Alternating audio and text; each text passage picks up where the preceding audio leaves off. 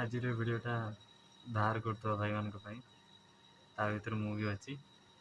କହିବା କଥାଟା ହେଲା ଧାର କରି ସବୁକିଛି କାମ କରାଯାଏ ନାହିଁ। ଆମ ପାଖରେ ଯେତିକି ସମ୍ବଳ ଅଛି ସେତିକି ହିସାବରେ କରିବା ଦରକାର। ଆମେ ଯେତେବେଳେ ଧାର କରୁନଉଛେ ସେଇ ହିସାବରେ ଖର୍ଚ୍ଚ ବି କରିଦେଉଛେ, କିନ୍ତୁ ଧାର ସୁଝିଲା ବେଳକୁ ସୁଝି ପାରୁନାହିଁ। ରିଜିନଟା ହେଉଛି ଯେଉଁ ହିସାବରେ ଆମେ ଇନକମ୍ ସୋର୍ସ ଚାଲିଥାଏ ଆମେ ସେଇ ହିସାବରେ ଧାର କରିନିଏ।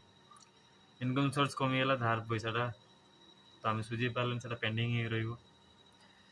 ସେଇ ହିସାବରେ ମୁଁ ଭାଇମାନଙ୍କୁ ଜଣାଉଛି ଯେ ଆପଣ ଯେତିକି ସମ୍ବଳ ଇନକମ୍ କରୁଛନ୍ତି, ଯେତିକି ଆପଣ ମନ୍ଥଲି ଇନକମ୍ ସେଇ ହିସାବରେ ମ୍ୟାନେଜ୍ କରନ୍ତୁ। ତାଠାରୁ ଅଧିକା ଧାର କରି ଚଳନ୍ତୁ ନାହିଁ, କାରଣ ଧାର କରି ଚଳିବେ ଯେତେ ସେତେ ଆପଣଙ୍କୁ ବହୁତ ବାଦାନ ପଡ଼ିବ।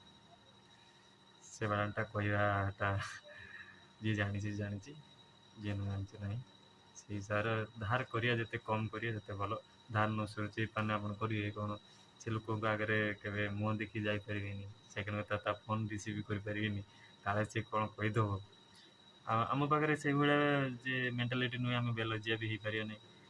ଆଉ ସବୁବେଳେ ଚିନ୍ତା କରି ଧାର ଯେତେ କମ୍ କରିବେ ସବୁଟା ବେଷ୍ଟ ହେବ।